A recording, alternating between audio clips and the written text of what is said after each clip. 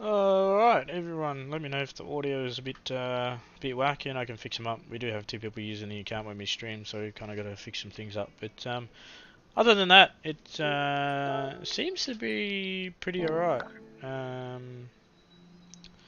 But yeah, so this week we're at round 3 of the Truckstars TS3 touring cars.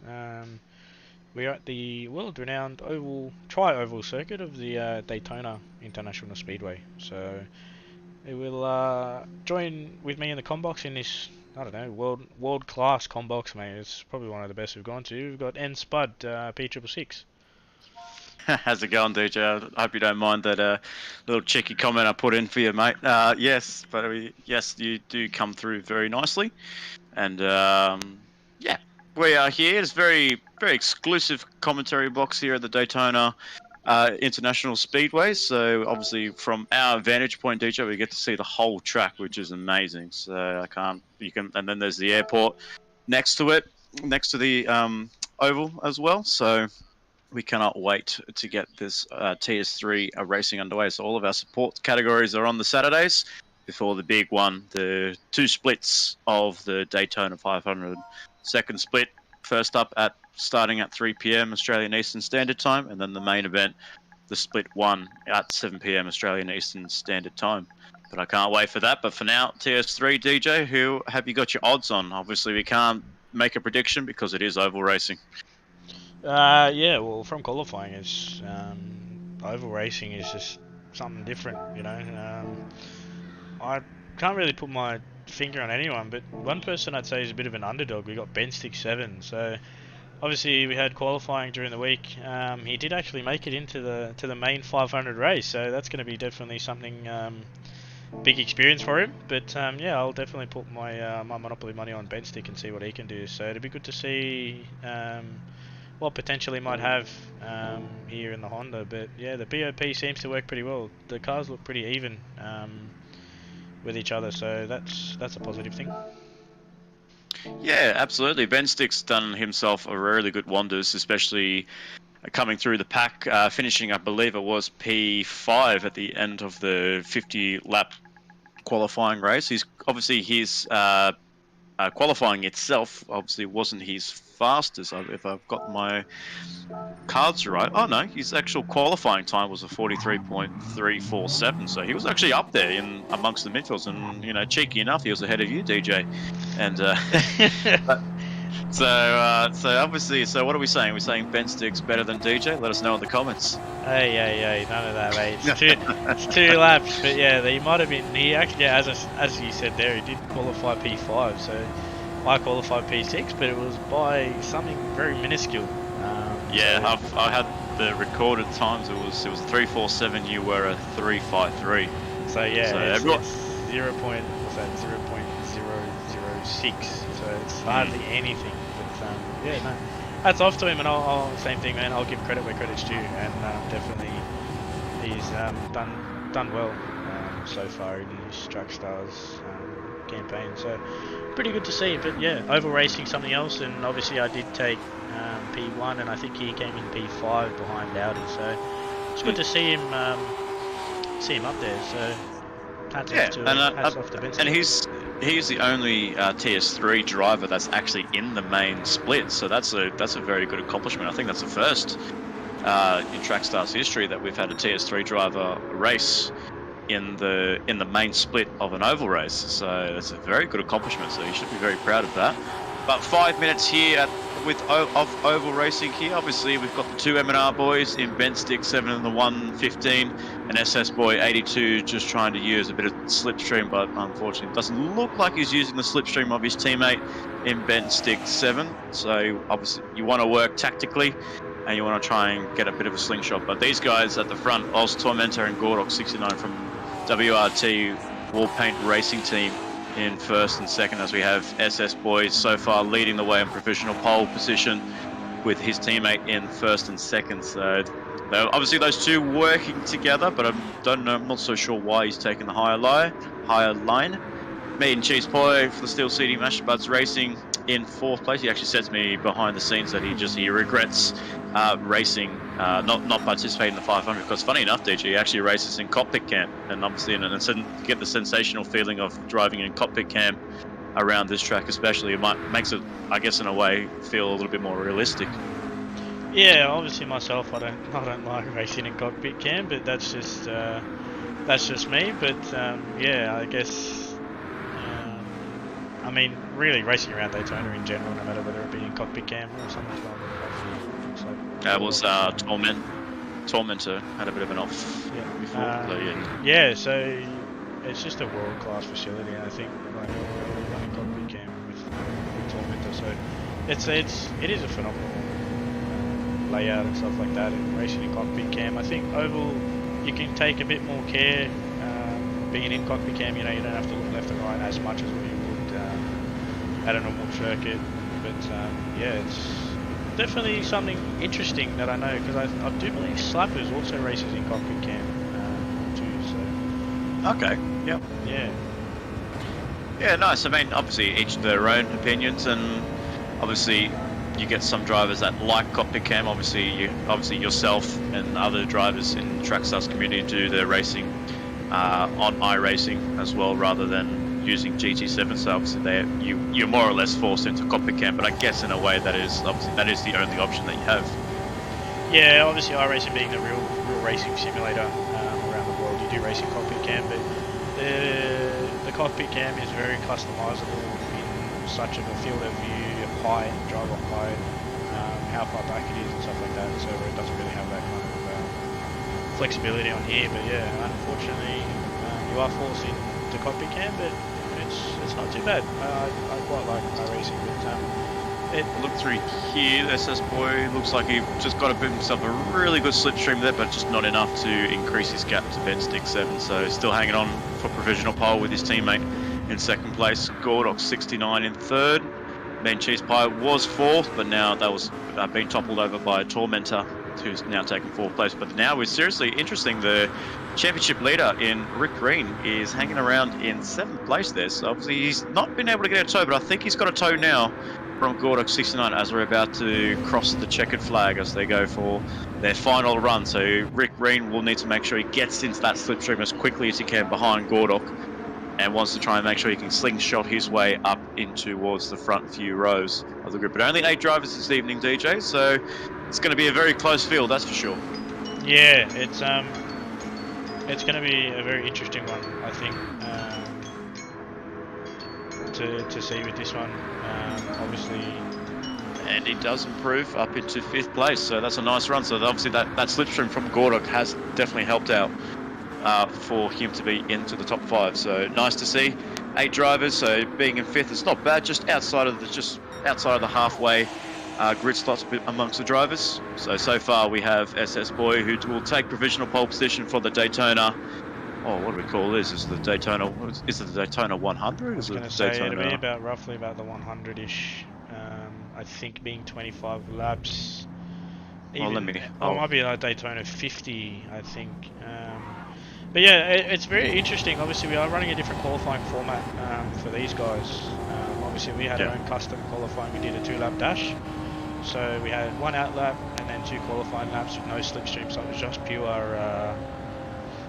car control and racing line. And it's actually surprising on how much a racing line matters around here. So it's definitely very interesting. Yeah, and that's right. And I think we saw with the qualifying on Thursday and Friday nights, you had drivers as fast as Lurox, who got himself a 43.290, and then you had Slappers get a 43.274. So it's a very fine margin of what you take as your racing line first, and also, you know, these guys have a lot of freedom when it comes to the tuning. So obviously, those that are not familiar with the tuning aspect, then they probably would have had to learn from teammates or other competitors on the field, just to make sure that they get themselves, you know, wrap their heads around what tuning is all about and how they can make their car go faster. Because unfortunately, a bit of a funny story, last night we had another American, AMS Mikhail, who's in our TS2 field. He unfortunately didn't have a higher RPM turbo and he was stuck all the way at the back of the field for him, so he wasn't able to get himself any sort of representative time. But we gave him a second chance, and he installed the high RPM turbo and got himself a 44 flat. Yeah, wow, that's a bit interesting there. And you'd be surprised on how much the high RPM turbo makes a difference. But that's a finish to qualifying there, and SS Boys has got himself a provisional pole position, which will be his first in Trackstar's history for him. So hats off to SS Boy, and we'll wait and see if he can turn that into a race win. But it just shows here the difference on how much working with someone to get that slip and that bump drive changes, because you've got SS Boy and Benstick separated by 0.009, and then back here you've got Gordok and Oz Tormentor separated by 0.019, and then Rick Green 0.067, 0.051, 0.074, 0.012. It's just incredible on how much the slipstream. You can see it's 8/10 different. So oh wow, yeah, these guys are all pretty close together. What looks like they were racing by themselves for that qualifying, and Benstick and SS Boy bunched up together as teammates and got each other there. But yeah, it's oval racing is definitely something different. I'll tell you that much. yeah, it is. Like, obviously, you know, not many people are fans of it. Obviously, we don't want to mention his name through the commentary, but I think we know who we're talking about, DJ. But yeah, and but it is a very different technique. Obviously, drivers that you see that in NASCAR as well. You have the best drivers in NASCAR who love their oval racing, but when it comes to the circuits, that might not be their strongest point. That's where we saw. I think a good example was back in the day was Marcus Ambrose. He wasn't really familiar with the oval racing, with the oval side of racing. But as soon as he got his DeWalt number 9 car onto the track, onto a circuit, he was actually proven to be like one of the top 5 drivers. Yeah, he exceeded pretty reasonable.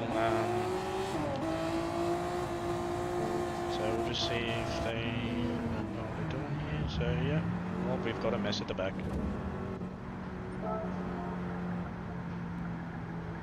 Formation lap lads.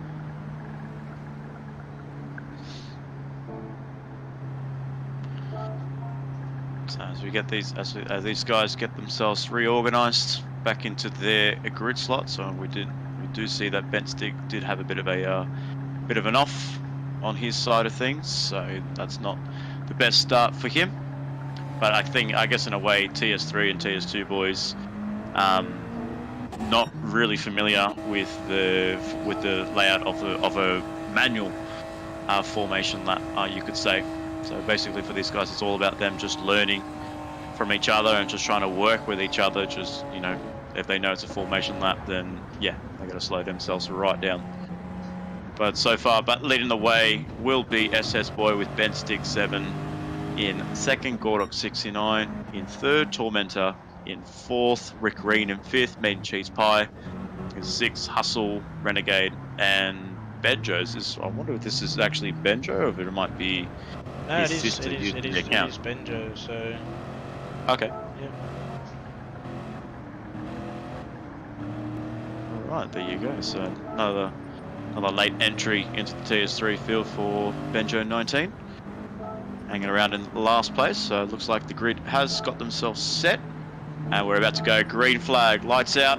We are green flag racing. The two M&R cars in SS Boy 82 and Benstick 7 lead the way, first and second, with the WRT boys in Gordok and Tormentor 34th, Rick Green in 5th. His nearest contenders in Meat and Cheese Pie and Renegade hanging around in 6th and 8th, with Hustle in between in 7th, and Benjo hanging around the back in 19th place. So 25 laps for these boys to get themselves familiar with a Daytona Oval racing, DJ. Yeah, and we had Brian.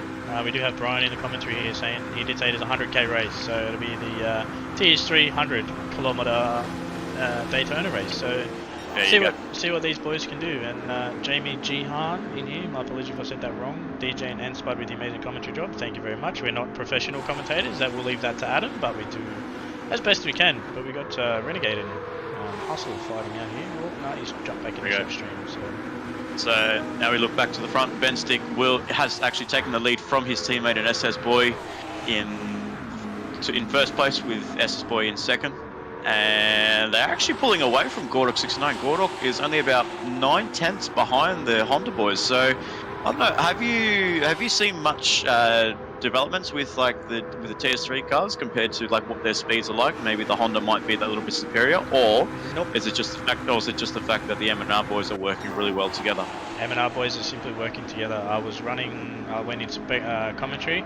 The Honda, Nissan and Lexus are all running the same amount of Ks, so the in-game VP's done that definitely extremely well.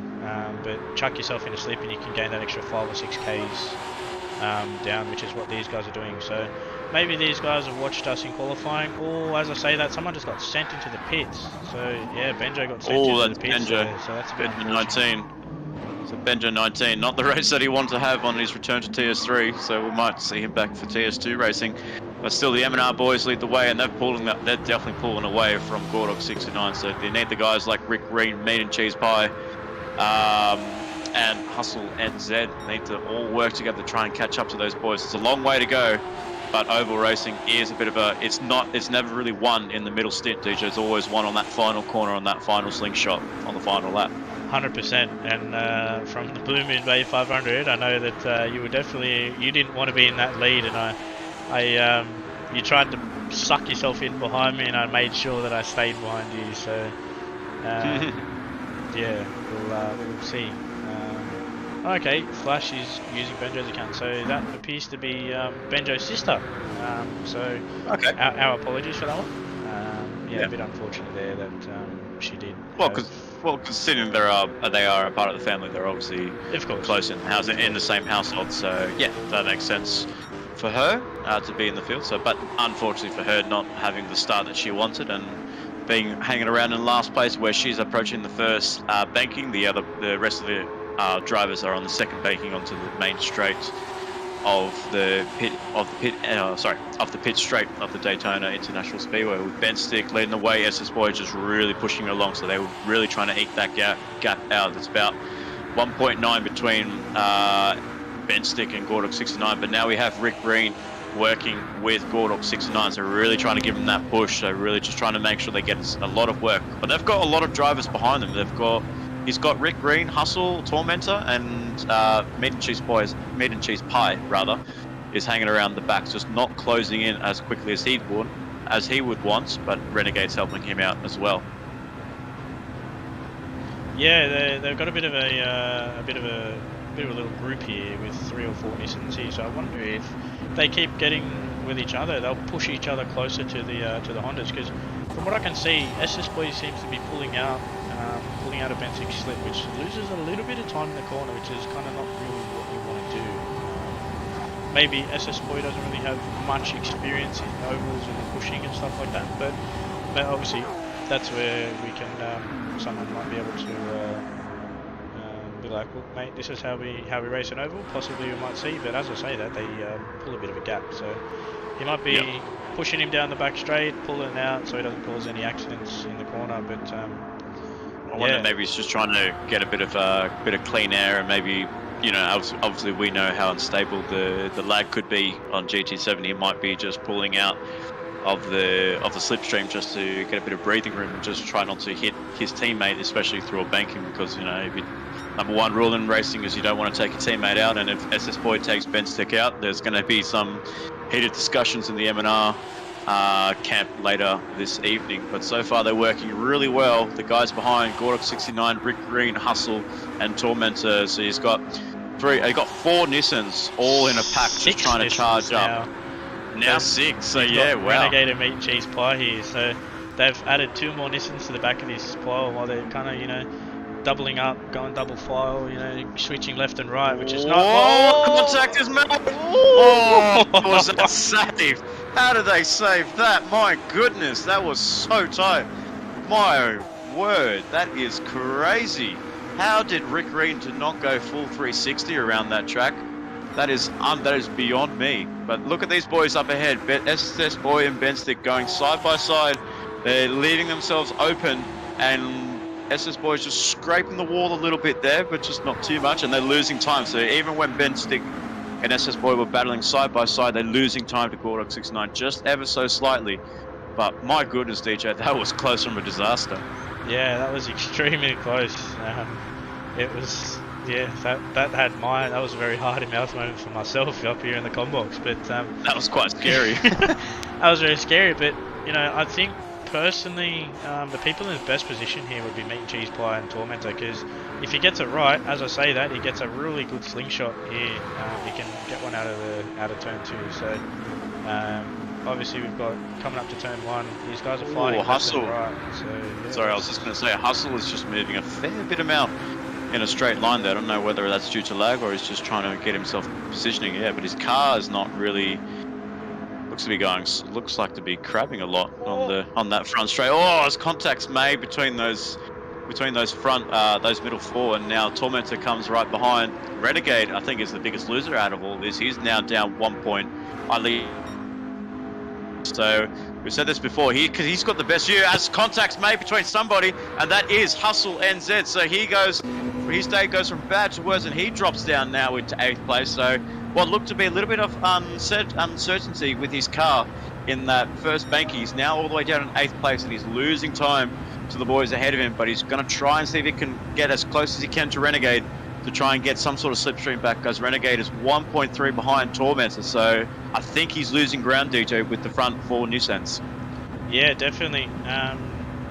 I don't know about you, but if you were in Renegade shoes, would you kind of back off a little tiny bit to see if you could get Hustle in, kind of work together and get back into this pack? Because I know if that was me, I'd definitely back off a little tiny bit and get him back in that slip and really work together with that bump draft and get him back in. But these front guys, they're not gaining on SS Boy. As I say that, they are gaining, but with these guys shuffling left and right, they're really kind of killing the slip that they've got. Yeah. You kind of don't really want to be shuffling left and right. You just want to be sitting there. If you need to run 2x2, then just run 2x2. You know, it works as long as people know where you are. If you, that's very scary here, and hopefully Tormentor knows that Meat and Cheese Pie's on his inside. Yeah. So if I will say. Yep. Sorry to butt in. I will say that they have closed that gap. Gordok has actually closed that. I think it was as low as 1.4 seconds between him and SS Boy. And SS Boy has really taken that high line. And if those two are going double file on the banking, and then these guys are going bump drafting through the banking, that's really working out for the Nissan boys in Gordok, Rick Green, Tormentor, and Meat and Cheese Pie, who's just backed out of that slipstream from Tormentor. So, I mean, Tormentor's quite close to Rick Green, but I guess any times that Rick Green will actually push Gordok 69, he'll actually create another. He'll actually be able to break the gap between himself and Tormentor and Meat and Cheese Pie. But we're only on lap 13 of 26. We're just over halfway of this Daytona 100 for the Trackstars TS3 Touring Cars Championship. And on Saturday night, yes, you heard, Saturday night support racing here at Daytona International Speedway, where we have the M&R boys in Ben Stick 7 in first, with SS Boy in second, Gordok 69 getting a helping hand from Rick Green, Tormentor. Oh, we see a little bit of argy-bargy on the second bank in there with Tormentor and Rick Green, and Meat and Cheese Pie is hanging around the back with Renegade and Hustle. Now Hustle's actually closer to Renegade, but these guys are about 3 seconds behind Meat and Cheese Pie at 6. Yeah, they're definitely a little bit off, but what looks to be here, Hustle's run a couple of better lines than what Renegade has, and he's actually closed the gap. So if these two can work together, 100% I wouldn't count them out at all to push to that gap in front of him, because it definitely works. Obviously you saw it yourself. You can see Hustle's really moving left and right. That's not really kind of what you want to do. You want to shove your nose. I wonder if he's actually on a DS4 or a DS5. Maybe that's why he's having that little twitching moment on his car. Yep, that definitely makes sense. Obviously, with me and you being DS4 users, we definitely have that knowledge of that one. But I guess the kind of experience with using it, we don't really have that twitching anymore. I will say Rick Green has just pulled out of the slipstream from Gordok 69, and he's actually opened up the opportunity for Tormentor. The WRT boys working together, so Rick Green hasn't done any good there, and he's actually lost the position to Tormentor. So I wonder, maybe this could be a strategy. He's thinking, well, let's get the WRT boys to work together. I'll just tuck in behind, and maybe they might be able to pull me along. But they're about 1.7 behind Ben Stick. So SS Boys has taken the lead, but they're still on the banking, side by side amongst each other. But 1.6 between Gordok and SS Boy in second and third place. But yeah, that was a bit of a not a good move for Rick Green. But as I say that, now Rick Green has taken back fourth place, so maybe Tormentor made a bit of a mistake there. But you can see on the mini map, DJ, just how close it is. Like usually when you see 1.7 between Tormentor and Benstick in between first and fifth, 1.7. You see that on a circuit track. You probably think that's like nothing, but on an oval race, it looks like it's just too much of a margin. Yeah, definitely. Obviously, with being the oval, you are flat out for the majority of the race. So I think we might need a bit of. Benstick ran a little bit over the yellow lines. Will that pick up a half, trigger a penalty? No, it doesn't. So he's lucky. I do know that Meat and Cheese did that, and it looks like he ran a bit too low, and he copped half a second. So he's dropped off the pack here, which is a bit unfortunate. So hopefully he'll be waiting for Hustle and Renegade, because you can see they've started to really close that gap to them. To them now. So they're working together. And we do have Warpath in here. He confirmed that Hustle is on a controller, so that twitching. There you go. That confirms that twitching that he has there. So absolutely. And I'm not so sure what the strategy is between M&R, because look at the gap. There's just over 1.1 seconds between SS Boy and Gordok 69. So with only about 7 laps, what are we looking at? Like 9 laps to go of this race. Gordok 69 has a really big chance, and Rick Green and Tormentor have a really big chance. Oh, as I saw SS Boy have a bit of smoke coming onto the second baking there. That was really close for comfort there for SS Boy. That would have been lag or something, but my goodness, they are not. I would say they're not really working. They don't really have a strategy on how to, bump draft through the corners. I mean, Gordok's Rick Green and Tormentor have a very good strategy, just staying single file throughout the whole time. There you go.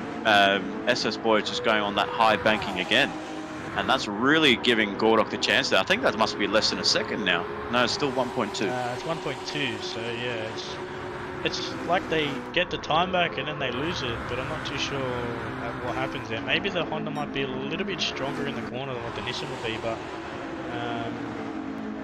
I think pulling out of this slip is definitely taking a toll on these guys going left and right. Because I think, like personally, from my experience, all you want to do is you want to.